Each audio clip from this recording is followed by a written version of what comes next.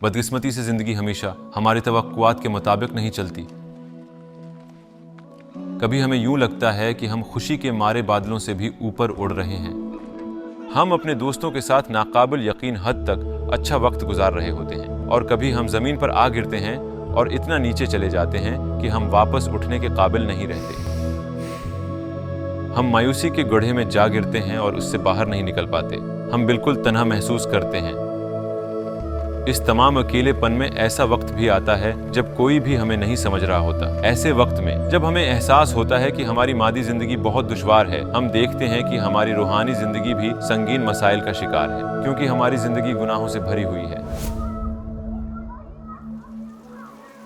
इस पर काबू पाने के बारे में सोचते हुए शैतान आ जाता है। वो इसे एक सुनहरा मौका समझता है और आपको मायूसी में डाल देता है। वो कहता है, तुमने तो बहुत गुनाह किए हैं, अब तुम तब्दील नहीं हो सकते।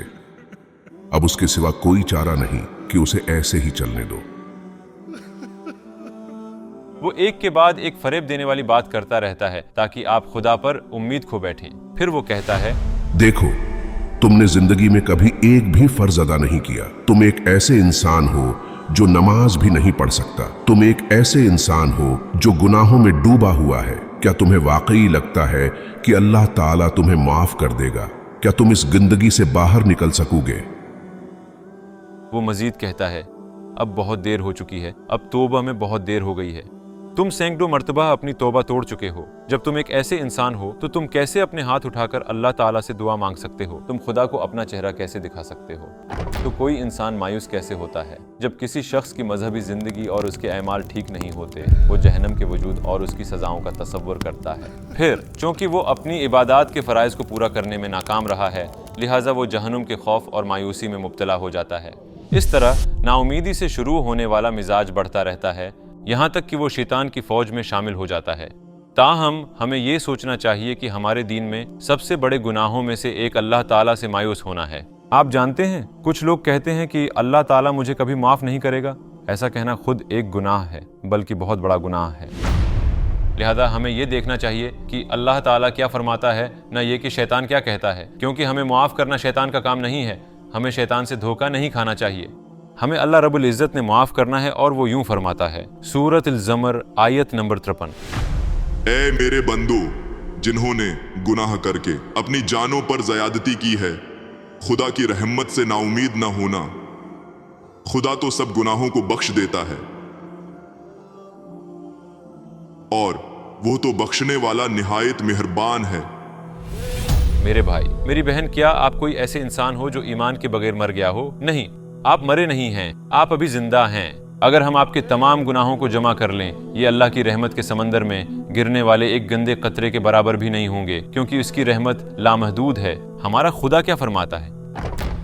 मेरी रहमत मेरे गज़ब पर गालिब है, उसकी रहमत उसके गुस्से से ज्यादा है। और अल्लाह ताला एक हदीस कुदसी में यूं फरमाता है, अगर मेरा बंदा मेरी तरफ एक कदम बढ़ाता है, मैं उसकी तरफ 10 कदम बढ़ाता हूँ। अगर मेरा बंदा मेरी तरफ चलकर आता है तो मैं उसकी तरफ दौड़ कर आता हूँ। तो मेरे भाइयों और बहनों, अपने रब की तरफ चलो। अपने रब की तरफ सिर्फ चलकर ही नहीं, बल्कि दौड़ कर जाओ, ताकि वो आपके लिए रहमत का समंदर खोल दे। जानते हो एक मुसलमान आलिम क्या फरमाते हैं? तुम जो कोई भी हो, इसकी तरफ आ जाओ। चाहे तुमने अपनी तौबा 1000 बार तोड़ी हो, फिर भी लौटाओ, आ जाओ। क्या ये मायूसी जरूरी है? देखें, अल्लाह रब्बुल इज़्ज़त ने आपको जिंदगी अता की है। उसने आपको कोई दरख्त नहीं बना दिया, ना ही उसने आपको जानवर बनाया, बल्कि उसने आपको एक इंसान के तौर पर पैदा किया है। और सबसे अहम बात यह कि उसने आपको इस्लाम जैसी नियामत अता की है। अपनी जिंदगी पर गौर करें, उसने आपको नियामतों से नवाजा है। आप एक ऐसे इंसान भी हो सकते थे जिसकी जिंदगी सिर्फ 10 दिन होती, और वो हस्पताल के बेड पर मौत का इंतजार कर रहा होता। इसलिए कभी भी अल्लाह ताला से नाउमीद न हूं, क्योंकि उसने आपको बहुत सी नियामतें अता की हैं, तो वो ऐसा नहीं चाहता। मेरे भाई, इस पर यकीन रखो। मेरी बहन, यकीन रखो, ये मान लो। क्यों? अल्लाह सुब्हाना ताला ने कुरान पाक में इरशाद फरमाया है, तुम ही गालिब रहोगे अगर तुम सच्चे मोमिन हो। फिर आपको ये कहना चाहिए कि मेरा रब मुझे माफ कर देगा, बशर्त ये कि मैं अपने हाथ उठाऊं और खुलूसी दिल से तौबा करूं। जाए नमाज पर इतने आंसू बहाऊं कि वो आंसुओं से तर हो जाए। भाई, अल्लाह इस वक्त आपकी बात सुन रहा है। वो जानता है कि आपके दिमाग में क्या चल रहा है। वो आपसे नाराज नहीं है। अल्लाह चाहता है कि आप अपने हाथ उठाएं और तौबा करें। हो सकता है कि आप अभी कह रहे हों, ٹھیک ہے میں اپنی زندگی میں کچھ تبدیلی لاؤں گا، لیکن یہ ابھی صحیح وقت نہیں ہے۔ شاید آپ کہہ رہے ہوں مجھے پہلے اپنی تعلیم مکمل کر لینے دیں، مجھے زندگی میں کچھ حاصل کر لینے دیں، یا آپ کہہ رہے ہوں میں شادی کر کے زندگی کو کسی ترتیب پر لے آؤں، یا شاید کوئی اور بہانہ ہو۔ اسے ٹالتے رہیں بھائی، آخر کب تک ٹالیں گے؟ یقین جانیں یہ ٹال مٹول کبھی ختم نہیں ہوگی۔ بالآخر جب آپ بوڑھے ہو جائیں گے تو شیطان آپ کو کہے گا تم نے اپنی ساری زندگی غفلت میں گزار دی ہے، تم اس عمر تک خدا کو بھولے رہے ہو۔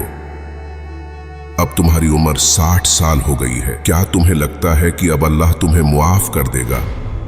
اس طرح شیطان آپ کو دوبارہ مایوسی میں مبتلا کر دے گا۔ آج بھی قبرستان ایسے لوگوں سے بھرا ہوا ہے جو کہتے تھے کہ وہ شادی کے بعد نماز شروع کر دیں گے۔ بھائی اٹھ کھڑے ہو، ان تمام سالوں میں شیطان نے ہمیں دھوکے میں مبتلا کیے رکھا۔ مایوسی کے گڑھے سے باہر نکلو، ابلیس سے کہہ دو میں اب سے تمہاری کوئی بات نہیں سنوں گا، روتے رہو میں تو اب سے صرف اپنے رب کی بات مانوں گا۔ کیا صرف اس وجہ سے کہ آپ سے غلطی ہو گئی تھی آپ ایسے ہی رہیں گے؟ کیا آپ یہ کہہ کر بیٹھ جائیں گے کہ سب ختم ہو گیا، یا آپ اٹھ کر یہ کہیں گے کہ اب میں اپنی زندگی دوبارہ شروع کر رہا ہوں؟ بھائی اٹھ کھڑے ہوں اور ناامیدی کے گندے کیچڑ کو اتار پھینکیں۔ اٹھ کھڑے ہوں کیونکہ یہ کہنے کے لیے آپ کو کھڑے ہونا پڑے گا۔ تکبیر کہیے۔ اللہ اکبر، اب فیصلہ آپ کے ہاتھ میں ہے۔